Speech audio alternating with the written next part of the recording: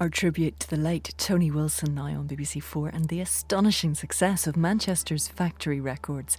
From Joy Division to Happy Mondays. Very strong language from the start. In a dark northern city in the late 70s, 5 dreamers built a record label, Factory. 3 classic bands, Joy Division, New Order and Happy Mondays, and Britain's first superclub, the Hacienda. Led by local TV personality Tony Wilson, they created a unique collision between conceptual art and street music. This is the story of how Factory pioneered Britain's independent pop culture, imagined a new Manchester, and blew a shed load of money.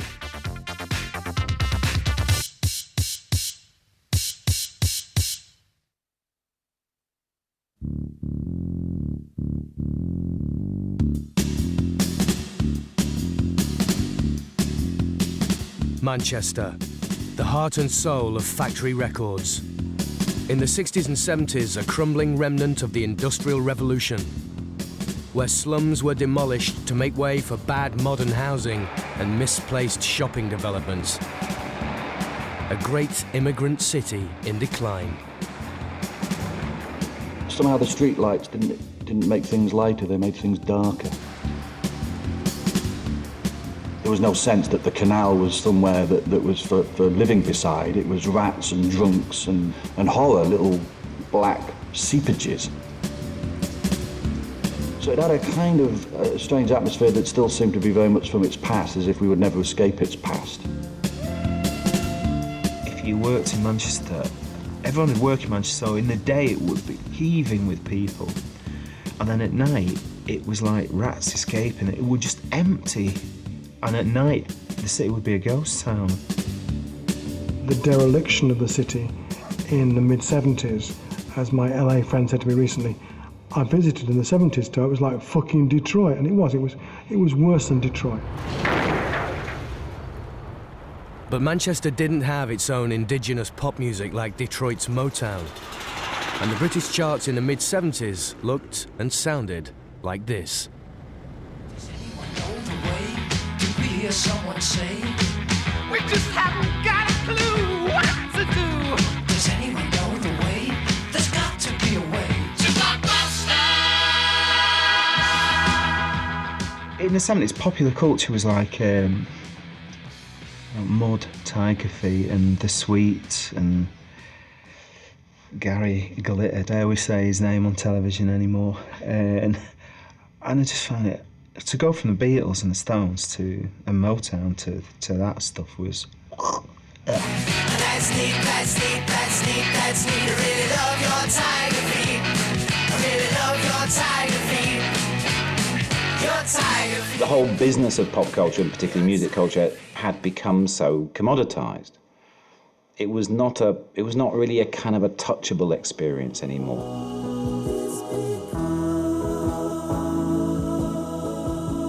There was a Manchester music scene, but it tended to be music that could have come from anywhere in the world. So you've got your Hollies and your 10cc's and your Bee Gees and your Barclay James Harvest. They don't speak in northern accents.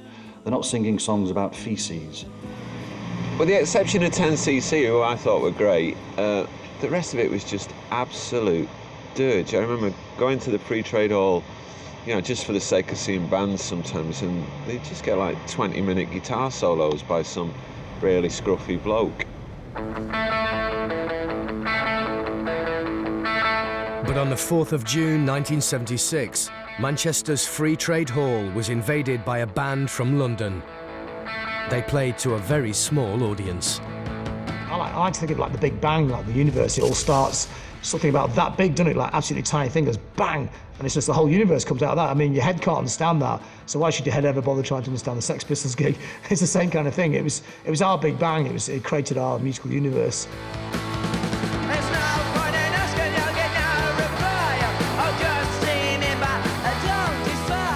You know, the thing that was interesting is it was set up in the Lesser Free Trade Hall, which was a little theatre, like a lecture theatre. So it had this weird quality of being like a kind of avant-garde lecture, as if Johnny Rotten was lecturing to us.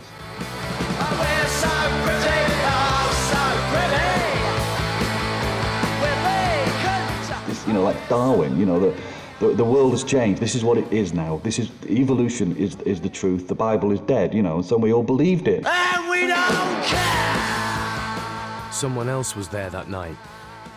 Robert Johnson went to the crossroads and made a deal with the devil. And only when someone like John gets on stage and is screaming do you realise it was a great deal. It's worth selling your soul for. It is so powerful. And I went out like everybody else did that night and thought, my world has changed. Tony Wilson was a local boy made good. He had returned to his native Manchester via Cambridge University and a promising career in TV journalism when he took a job as a film reporter for the city's flagship independent station, Granada, in 1973. It's certain that the government have for quite a while been thinking that the oil companies are the villains of the piece. Hi, Tony. Wilson also had a sense of humour about what he did. Tony, this is Beverly. Nice to meet you. Kamikaze Corner was his big thing, where he would do these stupid stunts. You want me to run? The fence, the barbed wire fence! Wilson's real passions were sex, drugs and, most importantly, rock and roll, none of which were being catered for by daytime TV. But when Granada attempted to break the monopoly of the BBC's Top of the Pops and Old Grey Whistle test with a local music show, Wilson grabbed the studio stool. Good evening and welcome to So It Goes, a or perhaps the new music show. The Pistols returned to the Free Trade Hall, but this time Manchester's first punk band, the Buzzcocks, played support. Punk was now an official movement, and Tony Wilson was the first to show a television audience what it looked and sounded like. One of the most reviewed and most reviled rock phenomenon of recent weeks. We got a few votes. Sex Pistols, you can hear them warming up in the background even now. Take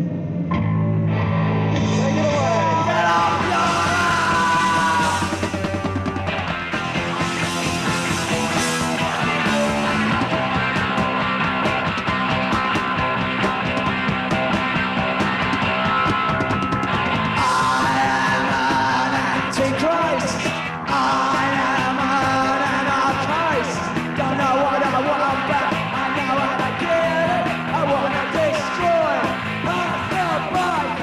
Rock was being born again, both here and in America, and Wilson was discovering his own destiny.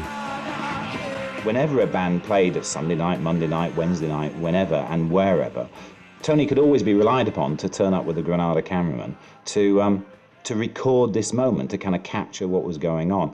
If he went to a gig, people would laugh at him because he would turn up in his Granada TV newsreader clothes with his slightly middle-class hippie haircut. The only reason I'm doing this is to get my face on more screens, to get my name in more papers and more print, and to expand my fame.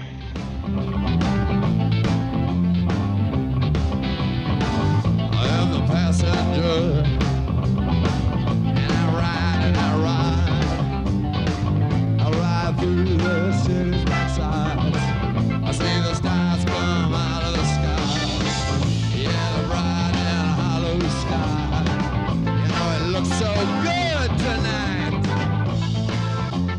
I give a lot of credit for the 42 bands I put on television for the first time, be it Iggy, be it Blondie, be it whoever.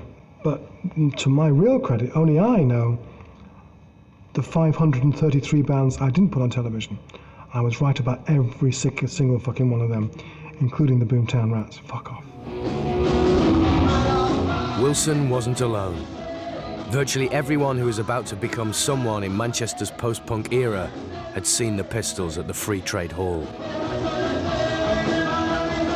I looked at the Sex Pistols and thought, you could do it. Whereas when you looked at Deep Purple, or Led Zeppelin, or Hawkwind, you didn't think you could do it. People like Morrissey, who didn't particularly like the band, but he saw them play, he just thought he could actually get on stage, it's something he'd always wanted to do. And people like Hooky saw them, and he thought, they can't play, I can actually go and play now. So he went out and bought himself a bass the next day. For me, it was like being in a darkened room for 21 years and someone showed you a way out. 3 chords, crap singer, there you go, you got a band, you got a song. There was enough people in that 40 people on the 4th of June to give you The Fall, to give you Buzzcocks, to give you Joy Division, eventually to give you Simply Red, and so on. So it was all in the same place. The kind of dark genius of Richard Ranson ultimately commoditises it. But for this sort of 18-month, 2-year period, it was like a coup d'etat. The fact that this cultural explosion that came out of Bromley of all places, that it came up the motorway and took root in Manchester in a way it couldn't have taken root anywhere else, because this was the perfect, dirty, northern industrial town with boredom, ba-dum, and with unemployment. And somehow this became the punk city.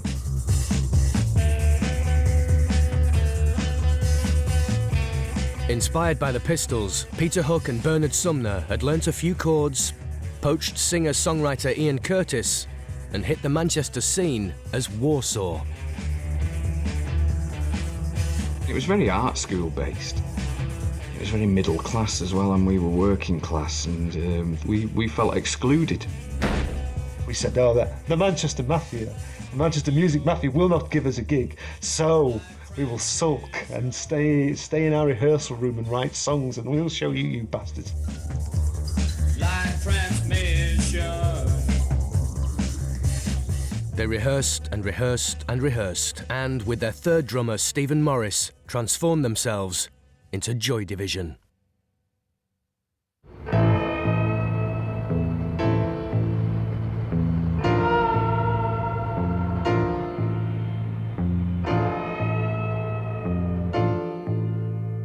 For the struggling Joy Division, there was something to rehearse for. 2 London-based independent record labels, Stiff and Chiswick, announced the Stiff Chiswick Challenge, a talent spotting contest to take place in Manchester. 17 bands performed on one night at a popular local club called Rafters. I just don't know what to do tonight. I did notice the DJ at Rafters didn't play requests. You'd go up to him and say, yeah, you got any Patti Smith mates? And he'd say, fuck off. That man was Rob Gretton. He wasn't going to be a DJ for much longer. Tony Wilson was also at Rafters that night. They both saw Joy Division for the first time. But only after a punch-up about the order of play, when Paul Morley's conceptual punk band The Negatives found itself in conflict with a determined Joy Division. They drew lots, and it was Joy Division's got the last time, something like 1:30 a.m. or something, you know. And they were panicking, and it's ludicrous. They were panicking. We're going on before you. No, you're going on one of those nights. They were so worried about going on last and they'd lose their chance. They tried to sort of get other bands to swap their slot with them, including The Negatives. It was the band's brooding Ian Curtis who finally lost control. He just saw them as getting in our way and freaked out, kicked the door off the hinges of their dressing room. It's quite extraordinary, and they threatened to kill me. Threatened to stab them or cut their heads off or something like that. In the end, they went on at about 1:30 a.m. and they were so extraordinary that night because they were so angry, they were so worked up. They were so fucking furious with the whole situation. No one loved them, they hadn't really got a manager, everyone hated them, and that was the night, in a way, they started to become Joy Division. Every group I'd seen in that evening had been on stage because they wanted to be in rock and roll. They wanted to be in a band, they wanted to put records out. And this group were on stage because they had no fucking choice. It's if they're driven, they don't even want to be there, it's just we have to be here because this stuff wants to come out of us. They were ferocious, and previously we'd seen them, and you know, Barney had his little spidery moustache and Hooky had his little gay leather cap, you know, and they were a little bit of oddballs, to be honest. And suddenly, Ian, you know, the whole thing, and it clearly needed a kind of fury from within to make the final sense of what they were and who they were. And her eyes are searching all, she's lost control. And she's clinging to the nearest passerby, she's lost control. And she gave away the secrets of the past and said, I've lost control again. And up above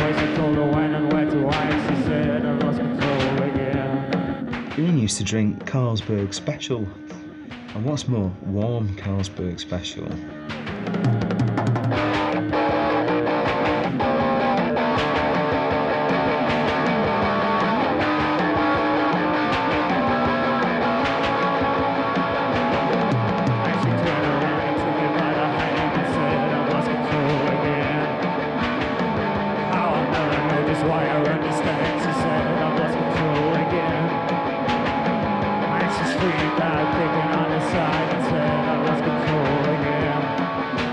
When we rehearsed this Joy Division, he literally just sit in the corner mumbling to a microphone. I was like, oh. And then when you go and do the first gig with him, he like turned into this, whoa, dervish thing.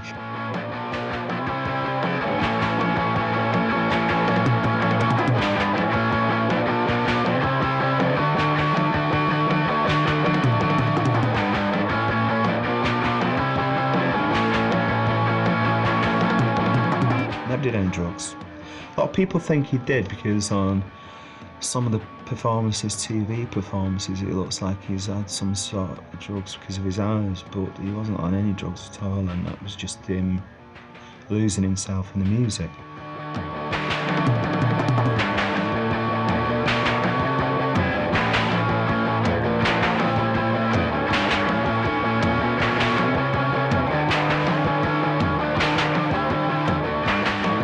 Things about Ian didn't add up. Sometimes he was the most nice, generous, polite, interesting person you'd ever want to meet. But I've seen him put a waste paper basket on his head and headbutt the wall, you know, like John Cleese, like Basil Fawlty. The next day, DJ Rob Gretton offered to manage the band. He had no experience in band management as such. Nor did Tony Wilson and his friend Alan Erasmus, an out-of-work actor. But they too were now managing post-punk Manchester groups. Acts with arty ambitions and little interest in conventional record labels. Bands like the jazz-funk rock hybrid that called itself A Certain Ratio. But they began by managing the Durity column, named by the educated Wilson in reference to the Situationists, anarchist agitators of the 60s.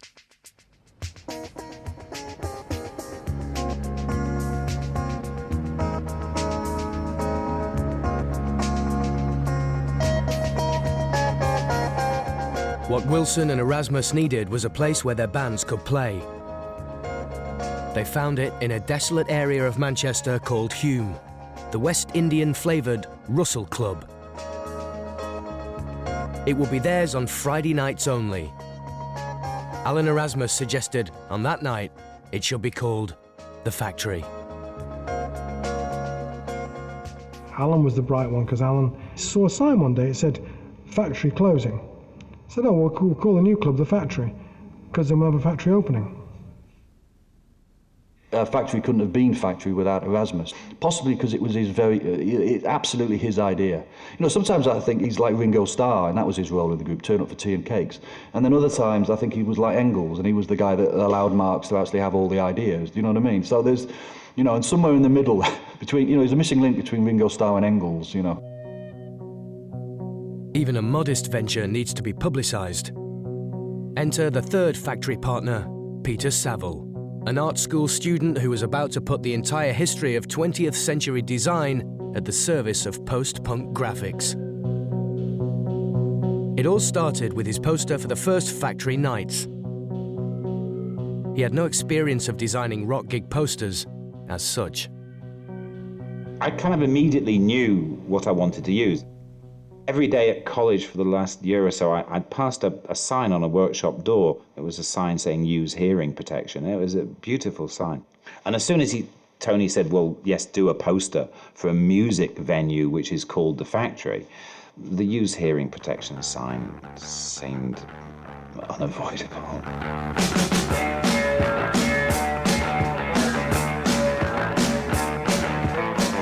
Factory nights at the Russell Club were often empty, bleak affairs. But in the DIY spirit of punk, Wilson decided to put some of the bands on vinyl. Wilson and Erasmus co-opted Joy Divison for the first recordings, with the agreement of their new manager, Rob Gretton. A deal was scribbled on a napkin and signed with Wilson's own blood. He would own nothing of the musicians' work, give them a 50-50 profit split and total freedom. An unprecedented deal that will become the key business principle of the new Factory Records. I now believe completely differently that musicians are all tossers, every single one of them, but unfortunately they are given this godlike gift of writing wonderful music, without which none of us would be here. So I'm willing to allow them that, but it doesn't allow them to behave like cunts. Tony used to say, look, not only to us, but to everybody, if you don't like it, you know what you can do. Yeah, his phrase was the freedom to fuck off. That was how he put it to us. It's so much more valuable than having it tied into a contract and advances and all those hindrances. You have the freedom to fuck off at any point.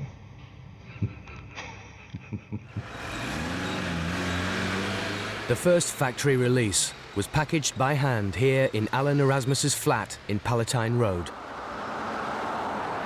It would serve as the business centre of Factory for the next 12 years. The sleeve, a beautiful, complicated affair containing 2 EPs, thermally sealed in plastic, was designed by Peter Saville. It would probably have been cheaper to just follow the industry standard and fold up some bits of paper and glue them. But we didn't know. To fold them into 8, and then we had to put them in these polythene film, and then we had to seal it by hand with these thermal presses. I can remember Nathan McGough couldn't even work the bloody machine, he was hopeless. He actually got sacked from putting records in sleeves. I mean, no one knew how to do anything properly. So we found, so you find your own way of doing it. The double EP was catalogued as Fac 2, Fac 1 being Saville's original poster for the Russell Club. From that point on, the company numbered everything it touched.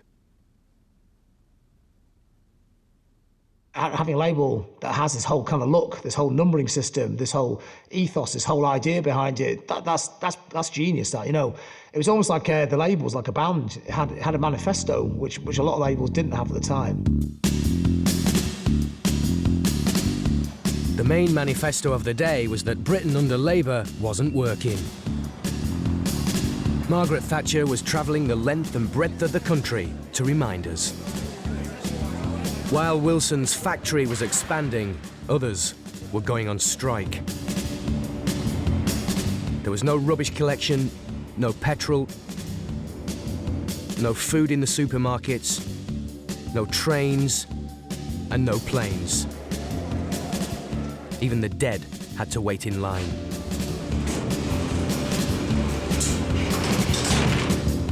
But in Manchester, Wilson found his fourth partner, a local record producer who often worked here at Strawberry Studios, Martin Hannett, Manchester's aspiring Phil Spector. I mean, it's unbelievable, but we had a producer, because you didn't think of a record producer living locally. It seemed bizarre that, George Martin or Brian Eno or whatever, John Cale would be living locally. Hannett had produced one record, the Buzzcocks debut EP, Spiral Scratch.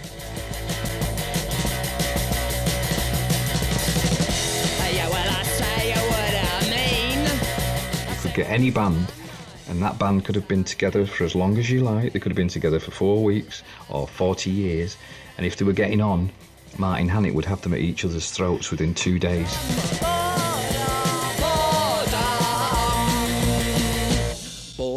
Part of working with Martin was the fact that he made it hard to do. He was like doing a complicated puzzle.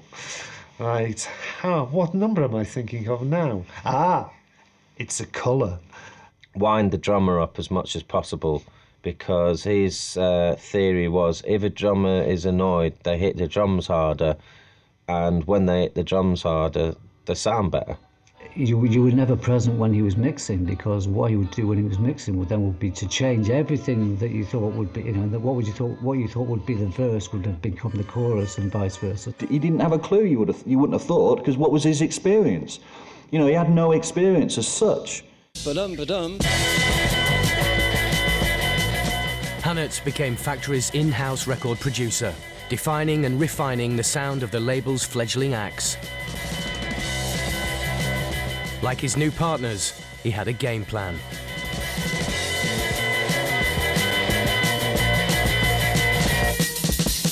A lot of it is psychological games, and Brian Eno's great production of U2 in a way is writing them a letter saying he doesn't want his name on the album, it's no good, go away and do it again. It's like it's art theories in a way, it's conceptualizing. This was a factory created by thinkers to produce music that would fuse intellectual ideals with the new sounds of the street. Wilson, in particular, was an anarchist academic.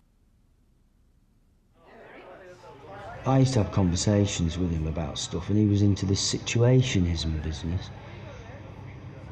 And which I You've got to be a connoisseur of irony to I understand never got to the bottom of that. I'd have to ask him again. He gets these kind of heavy-duty ideas, and he says them in a really pretentious way, and that's what rubs people up the wrong way. But I think that's quite cool as well, because everyone should just be themselves. There's space in punk rock for people to be really, really dumb. There's also space in punk rock for people to be really, really intellectual as well. He knows people think he's a wanker, and he is in a lot of ways. He'd say the most inappropriate things, because we're proper Mancunians as well. I know he's a Mancunian, but he's been to Oxford or Cambridge, I can't remember.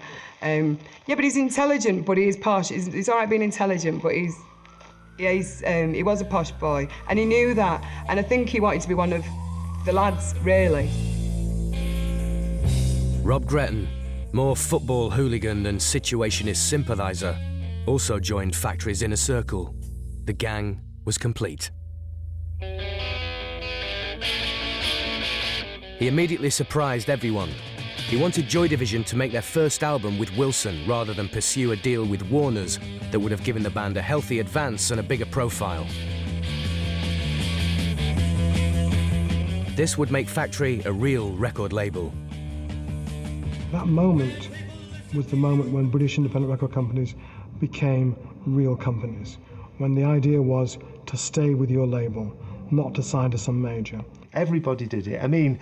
The Beatles, whack, fine, Fab Four, out of Liverpool, and the first thing they do is go down the motorway and, doing the music business establishment. We'll buy Liverpool, they'll come back and start college one day. No, we wanted to stay in Manchester. Why should we? That was part of the punk thing. Why have we got to go to Richard Branson? We can do it here. We can do it just as well, if not better. There was another unforeseen development. Joy Division's Ian Curtis was diagnosed as suffering from severe epilepsy and put on powerful but primitive medication. He was barely in his 20s.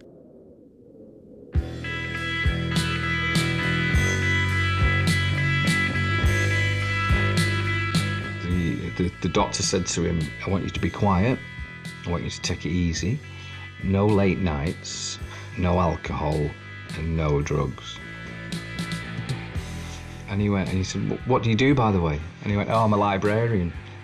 No, I'm lead singer in a, post-punk rock band. Didn't have much chance, really, did he? This is the room, the start of it all. No portraits so black, only sheets on the wall. I've seen the nights filled with blood sport in vain. It was now time for Curtis and Joy Division to record Factory's first ever album, Unknown Pleasures, and submit to the will of Martin Hannett.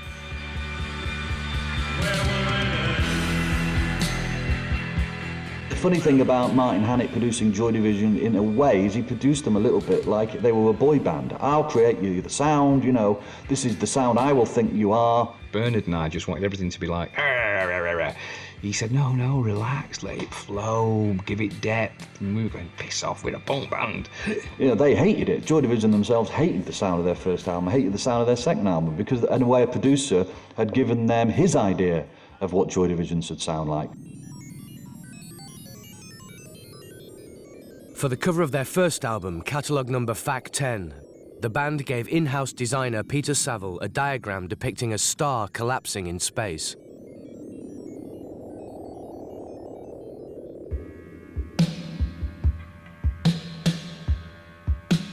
An album cover had to have the name of the group and the title of the album in the top third of the cover on the front, otherwise the record store wouldn't take it. But here we were at Factory and nobody really cared, and nobody talked about sales because no one really imagined anyone would buy it. Shall we put Unknown Pleasures?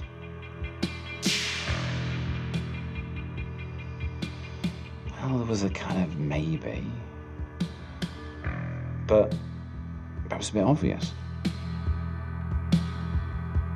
I then said, well, do we put Joy Division? And they weren't too bothered about that either.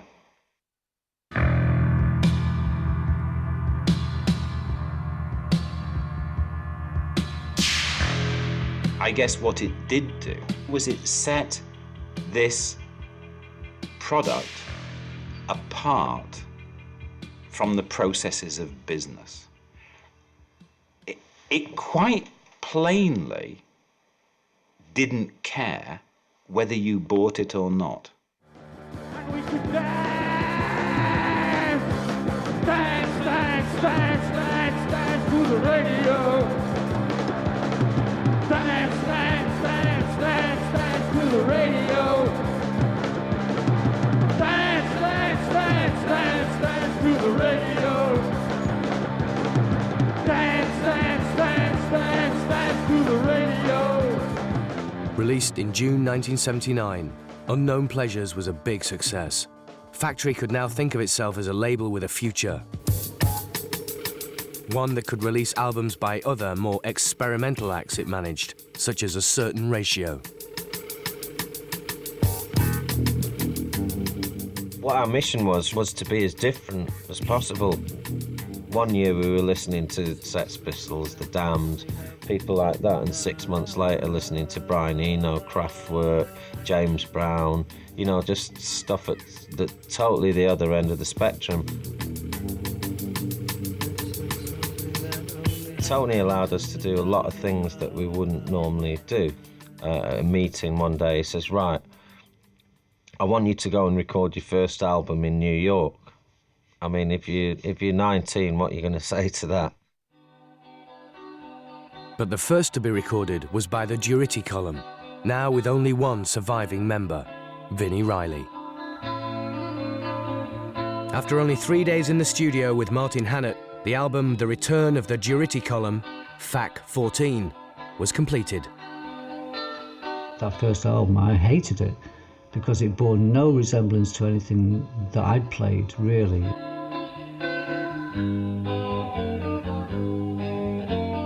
The sound was so different to the sound I had. I always used like a space echo delay thing, and I had a very warm, thick sound to the guitar, and he'd made it very thin and spiky sounding, which I hated. Factory had another surprise in store for Vinnie. The album's cover was made of sandpaper, another nod to the Situationists. The sandpaper cover is Tony's. It's an art gesture moment of publishing, where a book is made with a cover that destroys your other books. And Tony thought this was a nice idea for a record cover. It will destroy all the other records in your collection from within. Oh, bollocks, you know, it's sandpaper. The sandpaper and the glue used buckled the cover, twisted the record inside. I mean, it actually did more damage to the record inside than it did to any other record. People complained because they bought the record and got it home and there'd be bits of glass panes, rubbish everywhere, all over the vinyl, so it was great. We stuck the sandpaper on. Vinnie couldn't do it because of his nails. That's not true at all. Hawkey's a cheeky bugger. I still got one somewhere. Still, the sandpaper's not come off. I've thought about using the sleeves, but no.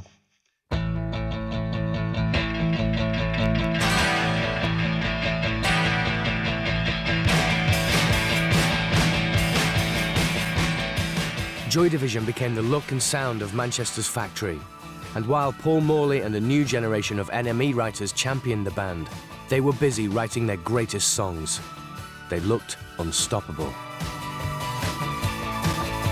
When routine bites hard and ambitions are low and resentment rises high, but emotions won't grow, and we're changing our way, taking different roads, and love will tear us apart again.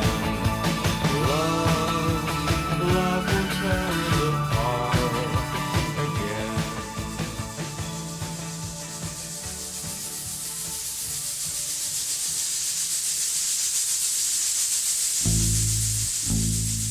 Joy Division had recorded their second album, Closer, and was set for their first tour of America. But Curtis was debilitated by his epilepsy, his medication, and arguments with his young wife, Debbie, over an affair he was now having with a Belgian fan, Annick Honor.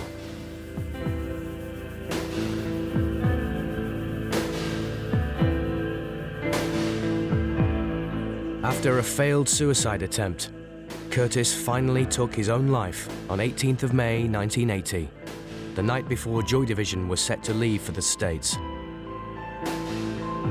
Iggy Pop's The Idiot was on his record turntable.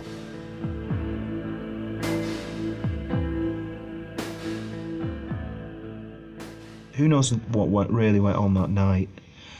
Who knows what really happened? He was on his own that night. He'd seen Debbie, and they'd had an argument, and then he spent most of the night on his own, and who knows what went through his head. Whatever happened between Debbie and Ian on that last night was, I'd say, was quite obviously what finished him off. You know, he felt he couldn't cope with it anymore, and that was it. You know, none of us were there. He didn't phone anybody up. We had been warned twice. We'd been warned by the fact he took an overdose of fucking tablets, and our response was, like the line from Closer, it's a cry for help, a plea for anaesthesia. Wrong. Secondly, I'd been warned on a train to London 2 weeks earlier by Annick. I said, what do you think of the new album? She goes, I'm terrified. I said, what are you terrified of? Don't you understand? He means it. And I go, no, he doesn't mean it. It's art. And guess what? He fucking meant it. Cry like a child, though these years make me older. With children, my time is so wastefully spent. I think we're a bunch of silly cunts, the fact that we didn't see it coming. And we didn't. We really didn't. We never really listened to Ian's words, you know. We did after he died, obviously. But we never really listened to his words because that was kind of, that's his private business, you know. They seemed very personal and just let him get on with that, you know, and get on with the music. The sleeve for Closer was already in production. Working with Peter Saville, the band had chosen an image by French photographer Bernard Pierre Wolff for the cover. I hadn't heard anything. I didn't know what they were doing. I didn't know what they were writing. But I mean, the rest of the band didn't know what Ian was singing. And they chose an image together. And then, you know, some time later, Ian's died, and the record is in production, and the cover is at the printers. And I had to draw it to Tony's attention. We have a tomb on the cover.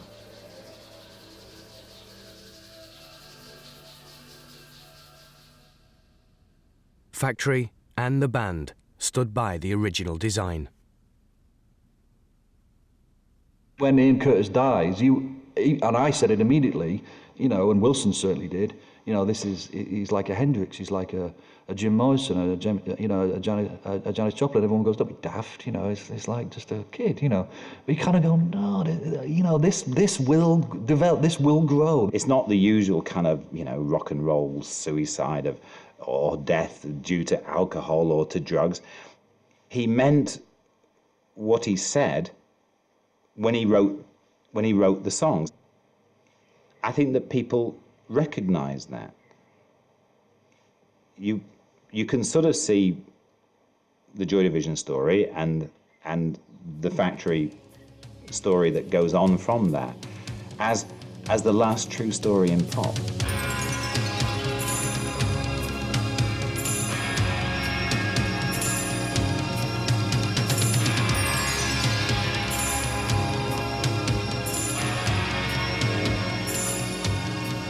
Me, creatively, I was dead after that.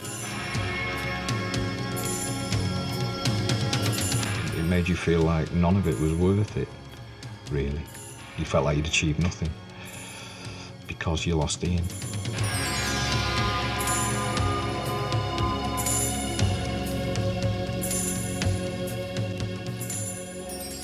And we were like, well, what do we do? We don't, no plans, and we didn't have a plan B. The group called Joy Division would never perform again. Its surviving members buried the name, along with Ian Curtis. Joy Division alone had given Factory financial success, stability and visibility. The label now found itself in need of another successful band. Everybody was waiting for the next Joy Division, the next band that was going to start generating. I totally thought it was going to be Ray's show, but it wasn't, was it? No.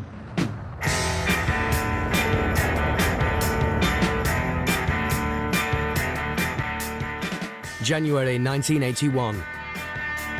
Wilson took a certain ratio to New York to record their first album and play some gigs. With them were New Order, a rechristened three-piece Joy Division, scheduled to play a few dates to try out new material. Unfortunately, all their equipment was stolen from an unlocked van. Wilson delivered the news with characteristic optimism. Strange twist to the story, darling. Strange twist to the story. You'll never guess what's happened now. It's wonderful. It's wonderful. Like what? He said, you've had all your equipment stolen. The last vestiges of everything that was connected with Joy Division had gone. And we're like, what? Oh, shit. What about the gigs, And then Rob phones up the insurance. Don't worry, I'll sort it out. Oh, yeah, I used to work in insurance. And he gets on the phone. We've had all our equipment stolen. Where are you? New York. Did you have the van and arm? No. And we were like... We weren't insured. Fuck. New Order were growing up in public, a situation made worse by the decline of Martin Hannett, who produced their first album, Movement, with a heavy heart and a drug addiction. I think of all of us, the one person who was affected worst by Ian's death was Martin. But he never really talked to us about it. Martin was pretty messed up by now, so that was a further difficulty because he was just turning up. He wasn't turning up messed up, but by the end of the session, he was pretty messed up. When he went through his drug addiction, he was even worse, more difficult to deal with. So Bernard and I made a decision that we were just going to learn what he did and get rid of him, which we did.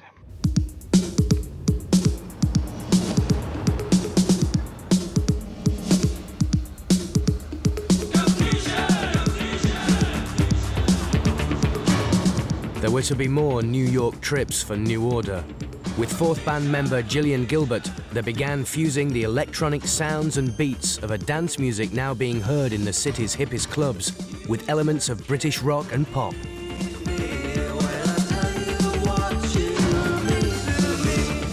The new Joy Division were fast becoming Factory's new saviours when they noticed something.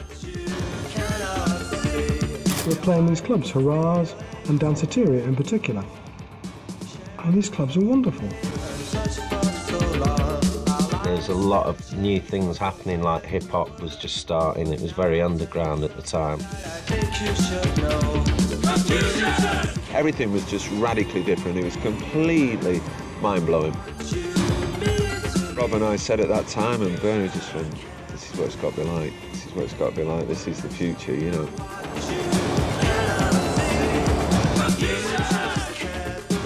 We get back to England and we all think, why isn't there one of these here in Manchester? And in particular, Gretton thought it and decided there should be one, to which me and Erasmus go, no, Rob. We've got to do a club. And the reason, as he gave it, and I'll never forget this, why they were doing this club with Tony, was it'll be a really good way to get money out of factory. How bloody wrong he was. They were in a state of shock still about losing their lead singer. You know, it took them a good few years, if at all, to get out of it. Oh, hang on, they were a bit dazed. We'll open a nightclub. You know, we'll spend a bit of their money on a nightclub. We did have nowhere to go, and Rob came up with the idea of why don't we open our own club? Well, that seemed logical. And I suppose maybe it was a way of, you know, affirming that we were going on, that we were moving on. Maybe it was Rob and Tony thinking, right, we'll show the world. We might have lost him, but we'll show him we're still a force to be reckoned with, you know. The Factory gang had a new art project. They rented an enormous yacht sales room in the city centre, gutted it, and with architect Ben Kelly, created their kind of club. They called it the Hacienda, a situationist reference to utopia. When it opened on 21st of May 1982, a taste of hip Manhattan hit a bemused Manchester. It was a complete fucking mistake. About 2 weeks before we opened, someone said, who the fuck have you built this for? The kids. And they go, so have you fucking seen the kids recently? They're all wearing long fucking raincoats and huddled at the back of rafters. Yeah? You built a New York fucking disco. Oh, right. It was like the bloody post-punk equivalent of the Millennium Dome. It was not going to happen, you know. It was just a ridiculous folly. I mean, I remember going thinking, where's the glitter ball and the, where's the DJ and the, you know, flashing lights and stuff? Oh, we're not having it like that. It was cold, it was minimalist, and it wasn't very welcoming. It was free and the sound was appalling. But it was, you know, it was strange, like an airport hangar. It was horrible, but it was great. It's something about it. Oh yeah, we got in for nothing. That's what we liked. It was better than going to your crowded local pub, you know, with a load of balloon heads. You know, you could go into Manchester and go into this massive space, and there'd be like 4 people over there, 3 people over there, 8 people over there. It was ostentatious, it was too big for the city, and it was style over content, all those kind of things you could level a factory. Well, not strictly true, but the Hacienda was that. It was factory records in bricks and mortar. The club had a catalogue number, FAC 51, and was built with profits sitting in factories' coffers, profits generated by Joy Division. New Order became equal partners and investors in the club. At least that was the plan. Rob said to me once in the club, he said that the walls are papered with money. That's the way he put it. The walls are papered with money. I found a piece of paper that showed our investment for 82 and 83, which was £662,000. And I can't even imagine where that money came from. It must have come from Joy Division. It certainly wasn't New Order, because we only just started. I used to work there for money. I used to do backstage security and loading the gear in for £10 a night, because I was so poor. And then I found out years later that Hacienda was losing £10,000 a month, which was our money. I mean, the first year of the club, when we were losing like 50 grand a month, we were open 7 nights a week because we thought it was a public service. Oh, just stupid. But Manchester in the 1980s was still a city in dire need of investment. Young people didn't have the expectations or aspirations that the Hacienda was already selling. The winters were long and foggy and cold, and there was no outside stimulus to keep you interested. So I think people turned in on themselves, you know. Your option was go and work in a factory or go on the dole. There was no options. There was no money in Manchester. There was no opportunities. Tony kept his day job, and Tony had never worked in the music industry, and Tony was in charge of things, but it was in charge of something he'd never, you know, as far as I know, he'd never been in charge of a business before. Rob, you know, quintessentially managing Joy Division New Order. Rob hadn't managed a group before, so he was not in music management. I was just in the process of graduating from art college, so I'd actually never done anything professional before. But we sort of knew what we wanted for ourselves. My dad always used to say to me, "What's Tony Wilson doing about your tax?" And I used to say to Tony, "What are you doing about our tax?" He'd say, "Oh, it's sorted, your tax is sorted." Anarchy seemed to work for us. It seemed to be working. Why should we change it, you know? Why should we get an accountant in? Why should we get a lawyer in? It's working great. But it wasn't working. Not in any traditional sense. Not as a record label. It didn't want to. That was the non-business plan. You had no press department, you had no promotions department, you had no one pushing the record. You used to just make it and make it, you know, someone would make a glorious sleeve for you and it'd be this artifact, really. One of the jokes at the time was factories don't release records, they let them escape. Yeah. Factory Records got a really fantastic catalogue, which when you go back and listen to it, it's got loads of great gems in there. Bands like Section 25, amazing, you know, it's not just Joy Division, it's the smaller bands that make it really interesting. When we went into the studio to record for Factory, they didn't put any conditions on what we recorded. The only thing that, it was the artwork had to have the Saville treatment. It's a beautiful object, but it was so expensive to produce, even to the extent that the inner sleeve, which was a marbled effect, we had to pay a license every time one was made to a company in Italy, wasn't it? Didn't lose money, but... No, we never lost it. Lindsay used to work in the office. She once told me that we'd never, ever lost money for Factory. Not promoting was brilliant. In a world where everyone's promoting and you're not, you stand out a mile. And suddenly, it became old hat. And I had a young band called Stockholm Monsters. I couldn't sell a copy of their record and felt very, very bad. And for the first time in my life as a record company, which I've been doing for 2.5 years, I was cold. Too cold or austere to sign Manchester's newest success story, The Smiths. I was pretty obsessed with Stephen. I thought he should be our new playwright, our new Dostoevsky. I think my relationship was done something of a disaster by the fact that he'd written a play about eating toast in Hume, and I lost it. The Smiths slipped through Factory's gates and signed with a London independent label, Rough Trade. But Wilson's partner, Rob Gretton, didn't want them anyway. Because your demos are fucking shit. This is a band who was wandering around Manchester going to everybody, the Smiths are the new Beatles, but your demos are shit. Do a new demo and then we'll sign you. So I think Morrissey thought, fuck off. Because he'd done Joy Division in a way, because he'd done what he'd done, sensibilities like Morrissey would not want to go with Tony Wilson. You know, it would just be wrong. Their versions of the city are so separate, they're so distinct, they're so different that they could just never work together.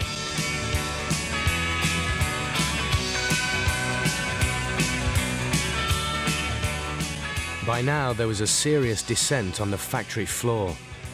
In-house producer Martin Hannett thought the company should build its own recording studio, but no one agreed with him.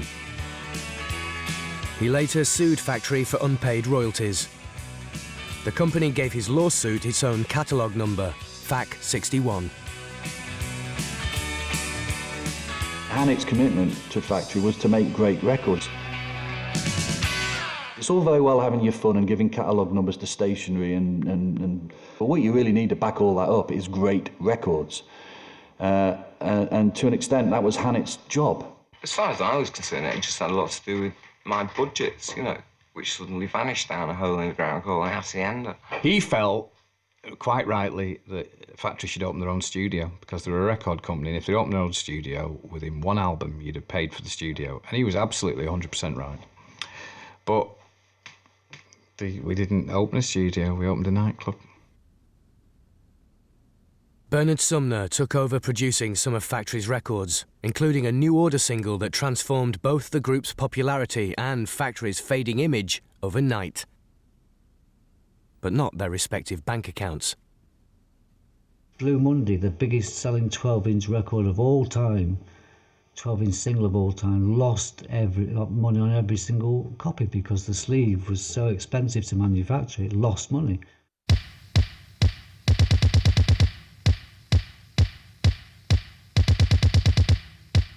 Peter Saville's sleeve for Blue Monday was constructed like a computer floppy disk, one programmed for self-destruct.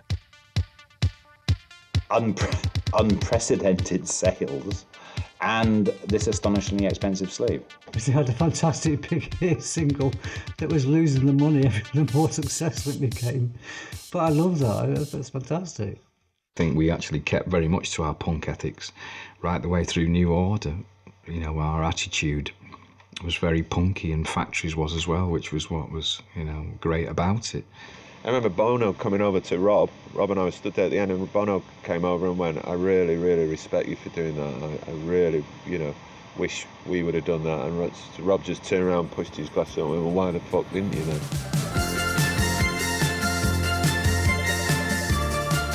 Pickering managed live acts at the Hacienda and had an uncanny nose for talent, booking many of the biggest bands of the early 80s way before they became famous. One or two came back and, you know, rewarded our loyalty to them, but not many.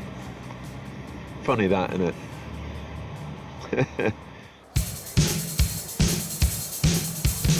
In 1985, Pickering staged a stiff Chiswick-style Battle of the Bands. Competing that night was a little-known local group that would give the Factory experiment new purpose and meaning. They called themselves Happy Mondays. You had one band that was just like Culture Club, another band that was like Haircut 100, another band that was like Madness, and then us. And, you know, we was pretty shit. You know, we couldn't really play. And of course, when the votes came in, we was last. And when Tony announced it, we'd won it.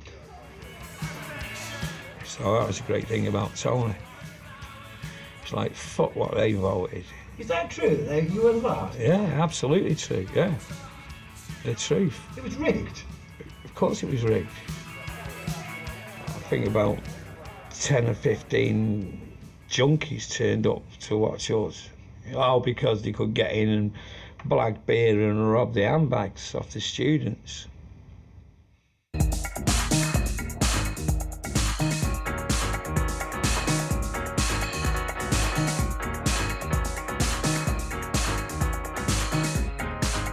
House music from Detroit and Chicago found one of its first homes in Britain at the Hacienda.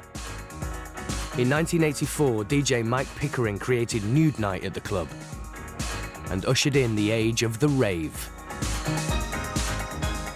We made it cheap to get in. The door policy was there was no door policy. Everyone could get in. Within like 3 weeks, we had 1,600 people in a 1,200 capacity place. The Happy Mondays were a 24-hour party band, a perfect fit for the new scene, but not for a serious, arty label like Factory. No one seemed brave enough to take them on. We'd get A&R people coming down from London Records and other record companies speak to us, and we'd, you know, and they'd go like, "Okay, but the band's got no image. We need an image for the band, you know. They're just like, They're just wearing trainers and jeans and hats and T-shirts and anoraks, and there's no image. Okay, what do you want us to be like then? Well, some hair, some wrinkle pickers, some tight kecks, some makeup. Right, okay, like everyone else. Right, all right.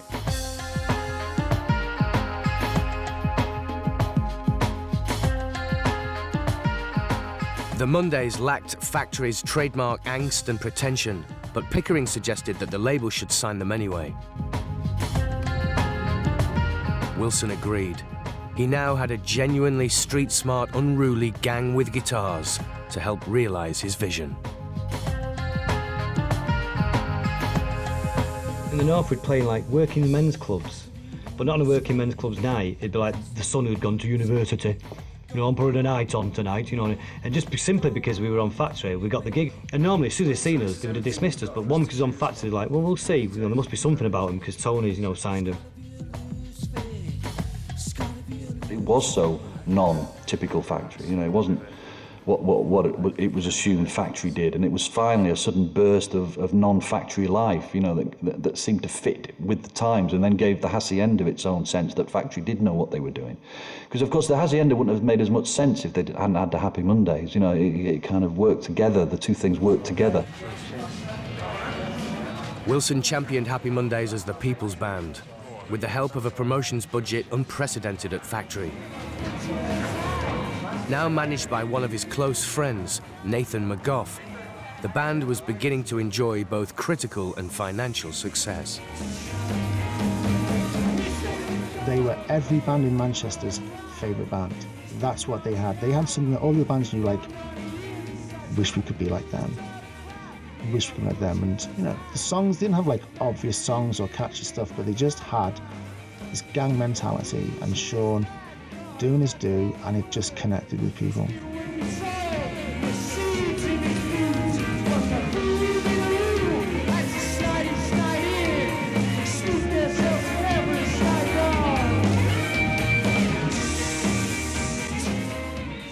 No one gives them the proper credit, but the fact that they're the ones who took the new black rhythms out of America and adapted them to modern music, to modern British music.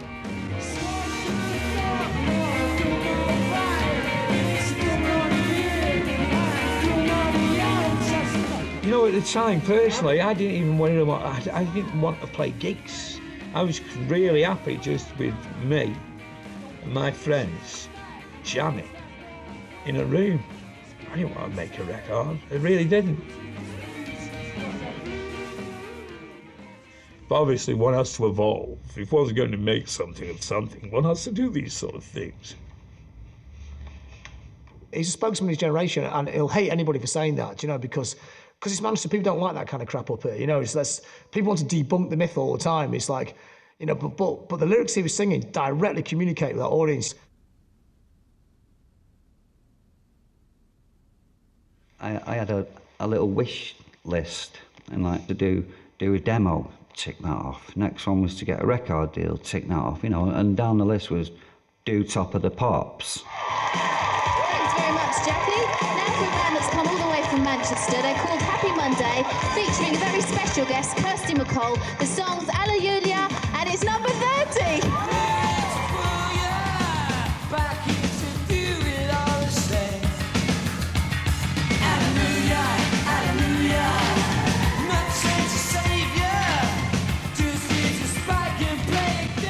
Another Manchester band also appeared on the show for the first time that night. A band Factory failed to sign. A band that was gonna be big.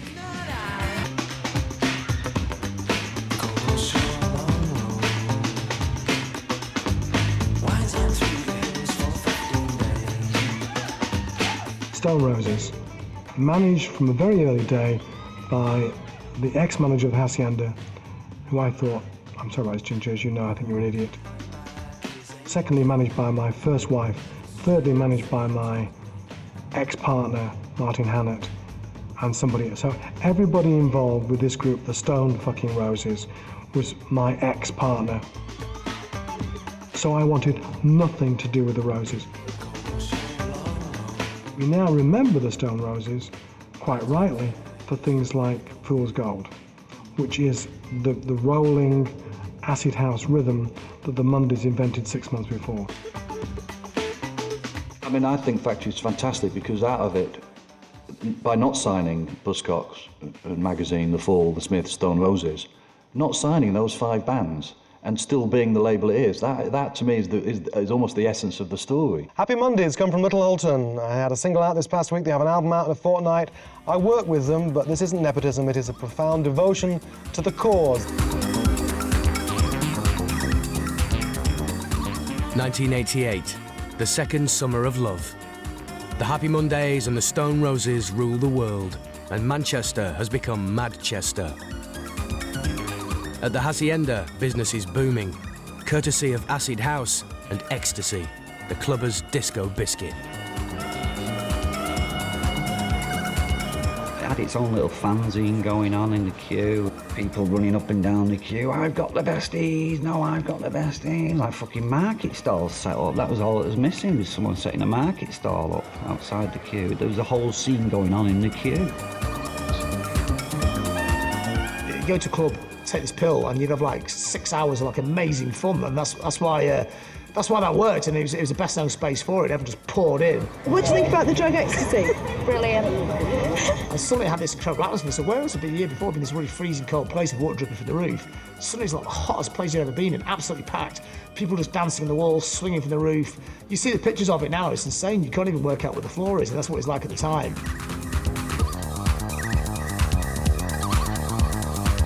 All these faces off their heads, dancing. But some of them might have just been high off the music, of a small percentage, but they could have been. But it was just like nothing else most people had seen. Manchester's always been a party city. It's been a party city for centuries. It's been famous for people having it large at the weekends and wanting to have a good time. It felt like it was the most popular place in the world.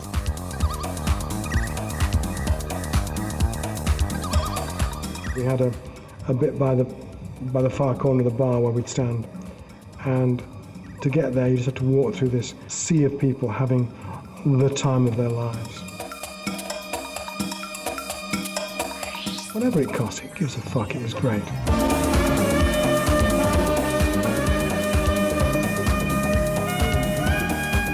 People looked up to the DJ like a god, and begging them at the end to really please play one more tune. I mean, please, I shouted many a night, please, just play one more, and get the crowd saying one more.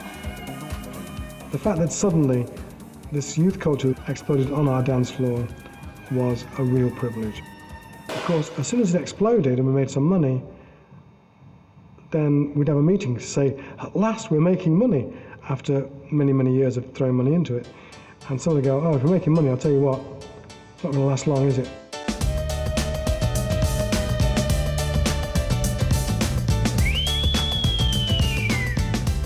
What was now the most famous club in the world also claimed Britain's first dance floor death from ecstasy in 1989.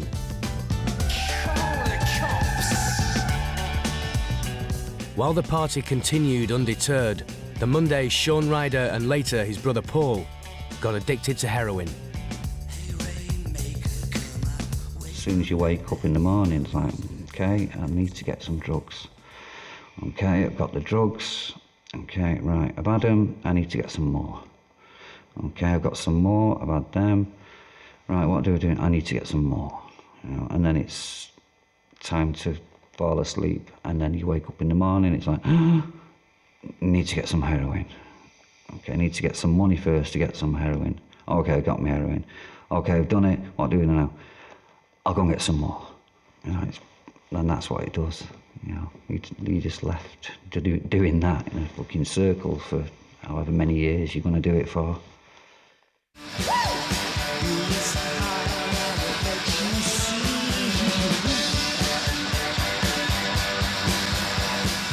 New Order were also trapped in a cycle of their own making. They were still co-financing the Hacienda with their increasing success, both here and abroad. Returning from a sellout American tour in 1988, they were drawn into Factory's new ambitious plans for the club and for New Order's profits. You're not going to believe this. The building's just come on the market. The building's come on. No, don't. And I think we should buy the building. No, please, God, no, don't buy it. Andy said, well, I'll take them next door and see what they think. What do you think, Steve? No, don't buy the building. Gillian, don't buy the building. Okay, yeah, all right. Bernard, yeah, it sounds good to me. Right, we're buying the fucking building then. Building equals American tour. Right, okay.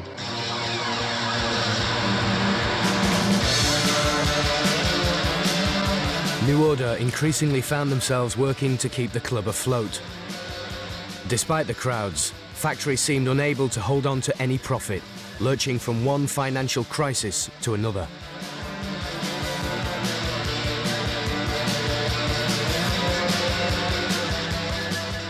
We need 100 grand by tomorrow, right? Our Factory go, we'll put 50 grand in, and you put 50 grand in. We go, what happens if we don't? And they go, you'll lose 200 grand. And we go, all right, the sums make sense. But the 50 grand that they were putting in was 50 grand of money that, from our royalties, that hadn't been paid to us.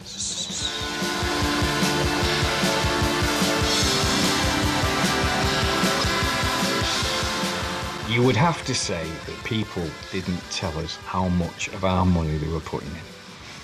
And when we found out, of course, you went berserk, but you were too far in to get out.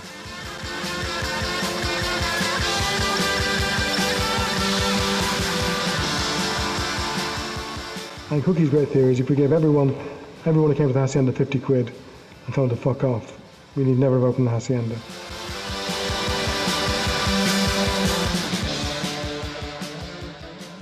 I mean, Hookie one day will accept that it was worthwhile. Barney, maybe never. I was a musician, you know, and I remember going to a meeting and being told that three of our bouncers were wanted for armed robbery.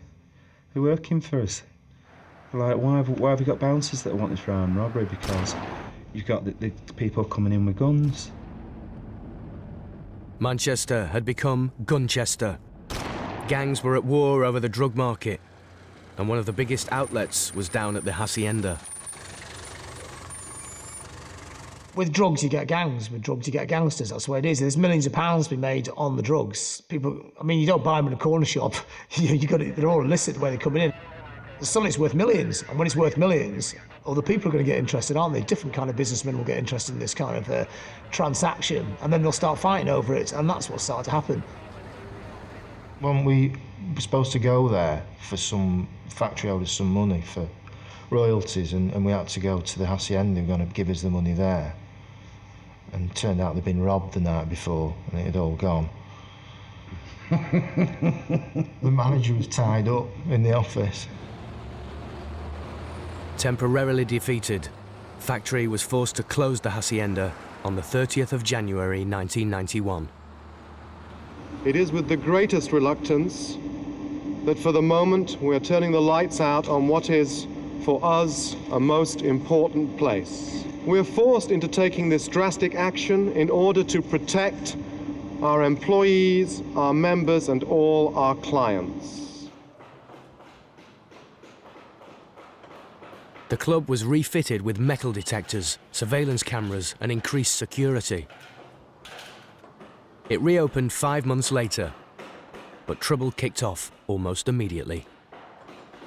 There was some minor incident, and all of a sudden we were surrounded by helicopters with lights on, and there was riot shields with us, banging the shields and making a noise. As we came out of the club, they closed it down immediately. And yeah, it was like Bleasdale, you know what I mean? It was like, I've never seen such over. In fact, they're coming back for me.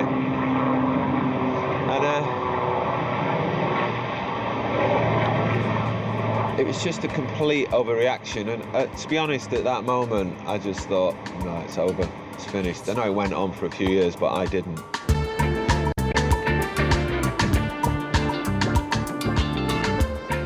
Despite failing fortunes, Factory's new saviours Happy Mondays were sent to sunny Barbados in 1992 to write and record their fourth album. The company desperately needed another successful release. There was no heroin on the island to feed Sean's habit. All he needed to get writing was a generous supply of methadone. He packed it, but dropped and smashed it at Manchester Airport. We go and see Keith Richards' doctor in Barbados, Dr. Brown, but he hasn't got any methadone because there's no heroin on the island, which is why he went in the first place. And the local guy selling shells at the beach, his cousin's the chief of police, so he's got like an endless supply of crack cocaine. There's no smack on Barbados. Barbados, good idea. The fact I hadn't researched it and found out it was crack central was a mistake. I admit that completely.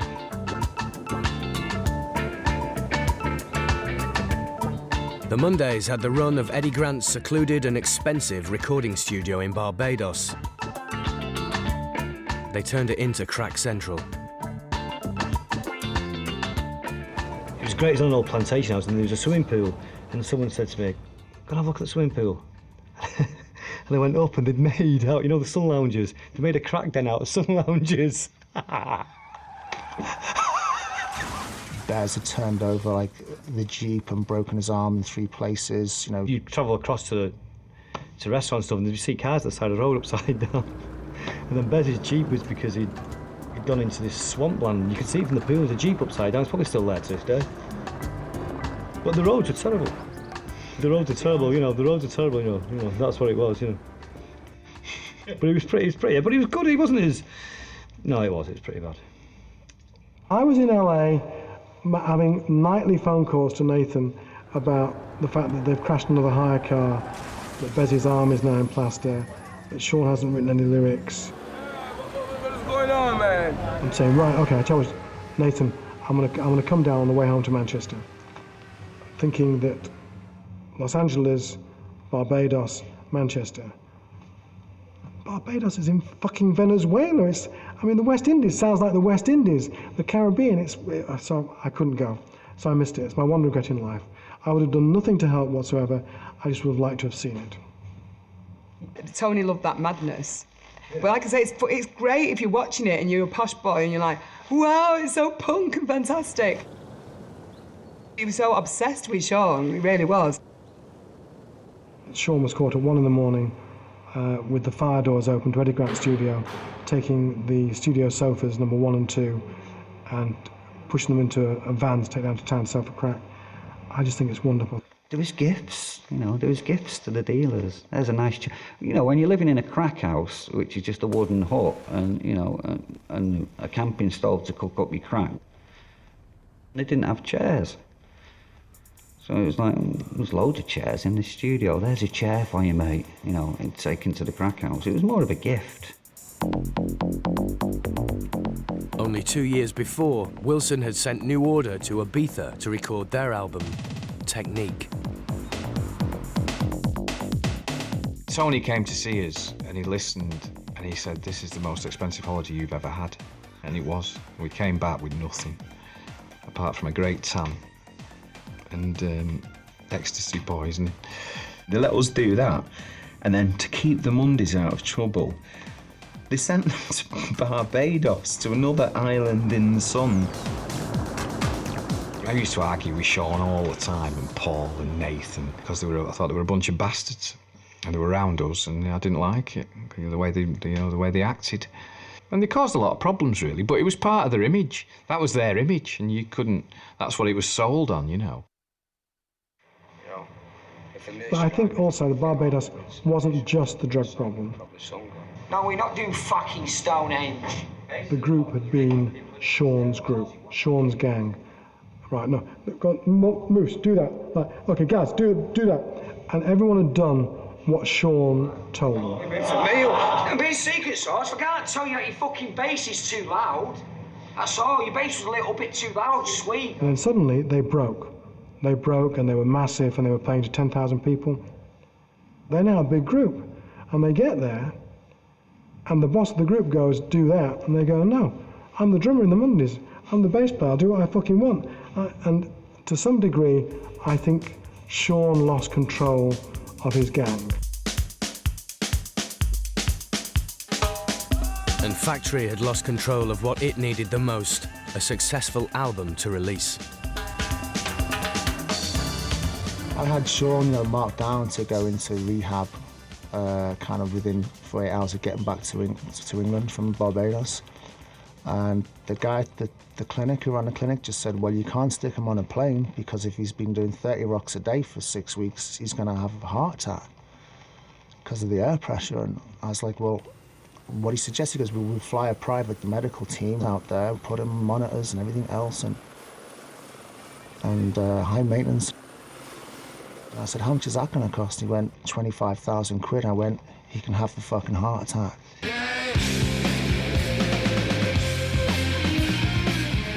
Hot on the Monday's return to Britain was the arrival of grunge. The music press turned its attention from Manchester to Seattle, from the Happy Mondays to Nirvana. When the Barbados album Yes Please was eventually released in 1992, the critical response was no thank you.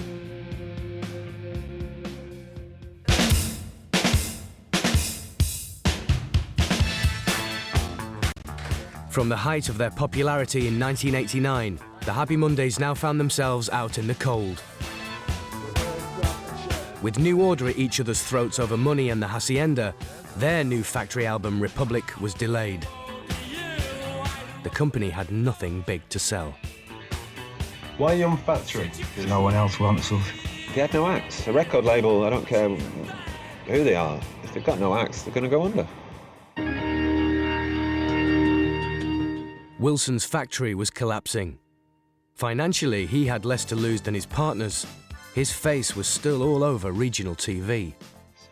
Good evening. Welcome to the State of the Region. The people of Britain actually regard the poll tax as more important to them than your constitutional issue. I've got an upper middle class day job. I'm a TV presenter. What am I going to fucking do in my life? The person who should have been pissed off was Alan, because Alan was an out-of-work actor. He should have been worried about making money, but he wasn't. Factory had invested in property, lavish new offices and the Hacienda. They now needed bank loans, mortgages and outside investors. People who weren't part of the core group. People who didn't care about the social experiment. People who wouldn't wait to get paid. Personally speaking, I think Tony got carried away. The offices were too much. And if you're going to do that, build massive offices and have this empire, then you have to be serious about what you're doing. Factory only went wrong when it came into contact with the real world. We lived in this Shangri-La of creativity, and at a certain point at the time they had to come down from Shangri-La and go to the bank, and when that happened, that's when it went tits up. It had survived on other forms of investment, in a way the kind of investment, the investment of belief, and fundamentally the investment of life and lives, with Ian making perhaps, the most profound investment in the future of Factory. Saville once said to me, Tony, you think you ran a business. Can you think of any decision you or Alan or Rob ever took to make a profit? And obviously, after about a few seconds, I realized I could never in a million light years think of anything we ever did to make a profit. In fact, we survived so many times through so much shit that we got used to being survivors. So when we finally went bankrupt, it was a bit of this wasn't meant to happen. I always thought we'd survive everything. But in the end, you can't survive everything, not your own stupidity.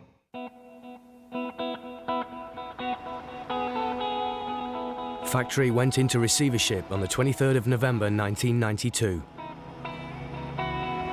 The Hacienda closed 5 years later. It was torn down and rebuilt as a luxury apartment block. Ironically, it retains the same name. A capitalist hijack of factory's utopian dream. But in the end, it was the dream itself that mattered. It changed the city. I think you could trace back the whole redevelopment of Manchester to the Hacienda, to Factory Records. The whole idea, let's make something of the city that's, that we live in, gave the city a confidence that it had a really hip kind of pop culture in it. It wasn't just football, it was like music as well. And the idea of having this kind of great big kind of steel and crow building in centre of Manchester Club, it's like every flat looks like that now. The whole city has become the Hacienda. Ironically, Hacienda's gone, and the whole rest of it is full of them. It's like it's spread all over the place. The history of rock and roll is the history of small cities, be it Seattle, be it San Francisco, be it Liverpool. And these cities have 3 years in the sun. And then the clouds come over again, it's like it never happened. But Manchester, from the Pistols in June '76, right the way through to whenever Oasis took too many drugs to actually make sense, for nearly 20 years, Manchester was the music city in the world. It's almost like some weird willpower that maybe Wilson's got that creates ultimately a kind of story that makes sense of all the weird coincidences and mistakes and follies that they, foolish thoughts that they were having.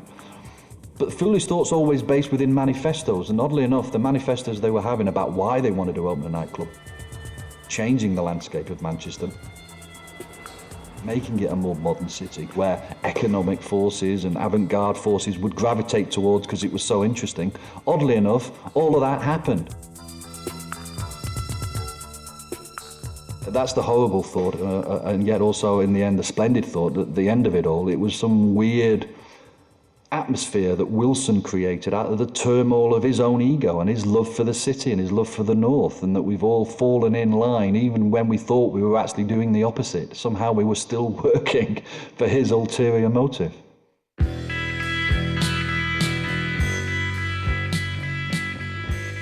It did feel like it was more than just a record label. And one of the reasons was that very early on someone died. I think that makes everyone feel different about what you were doing. It made me, and I think it made us all feel different. I think Ian's passage in the early days meant that things never got dull, things never got boring. It was always as if there really was something creative being done. That contract which said the musicians own everything, we own nothing, in a way forestalled us from ever making money, which meant that we were never valuable. Fuck it. All that was valuable was the history we made, not the money we made.